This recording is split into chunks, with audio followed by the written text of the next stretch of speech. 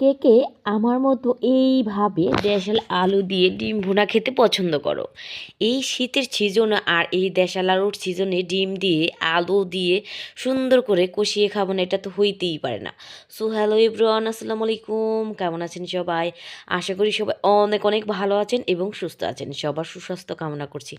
আমরা গ্রামে থাকি, গ্রামে সাধারণভাবে জীবনযাপন করতে পছন্দ করি এবং কি গ্রামের যে সহজ সরল জীবন এগুলোই আমরা পার করতে পছন্দ করি। আর এর ভিতরে আমাদের ধরনও কিন্তু খুব সাদামাটা।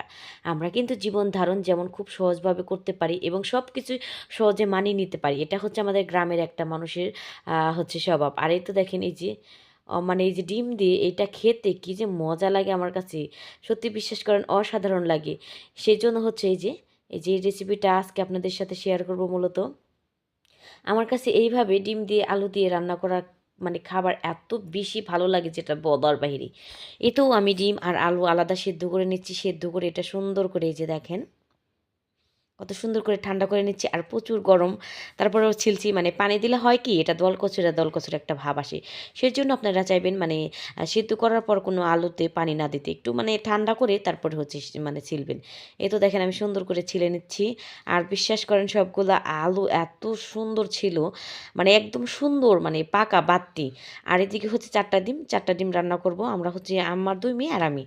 4টা ডিমে আমাদের হয়ে যাবে। আর এই তো দেখেন আলুগুলো সুন্দর করে কষিয়ে নিচ্ছিলাম, কত সুন্দরভাবে কষিয়ে নিচ্ছিলাম। আর এটা মানে এত সুন্দর খাবার, মানে যেটা বলার বাইরে।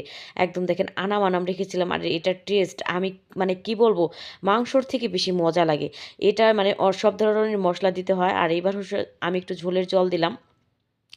আর এটাকে সুন্দর করে মানে সিদ্ধ করে নিতে হবে আর প্রচুর পরিমাণে মানে শিরা দিতে হয়, কেননা এইখানে হচ্ছে আপনার মানে আলুটা মানে অন্যরকম হয়ে যায়।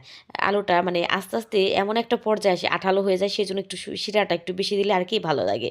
এই তো আমি ডিমগুলো পিস পিস করে কেটে দিচ্ছি, মানে আমার কাছে পিস পিস করে কেটে দিলে ভিতরে মানে একটা মশলা যায়, সেটা খেতে আরও বেশি লোভনীয় লাগে আর অনেক বেশি ভালো লাগে। জানি না আপনারা কে কীরকম রান্না করেন, তবে আমার কাছে এইরকম পদ্ধতিটাই অনেক বেশি ভালো লাগে।